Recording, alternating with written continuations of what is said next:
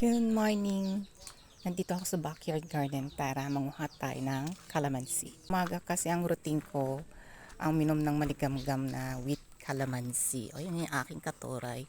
Kasi medyo sinisipon ako ngayon at medyo malamig ang panahon tapos mainit.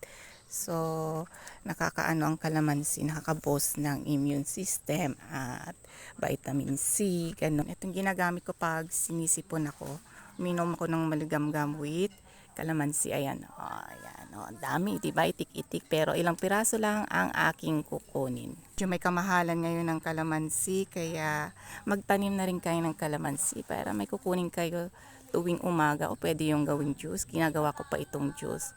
Kaya lang medyo acidic ako, wag lang sosobra kasi medyo kaka-acid din ng tiyan yung calamansi. Sakit sa tiyan pag nasobrahan. Moderation lang. Oh, eto na ang aking calamansi. Gagawin kong calamansi juice sa umaga with warm water. Maganda ito. Pang-boost ng immune system. Okay sa mga may ubo. So, titimpla na ako. Thank you sa panunood.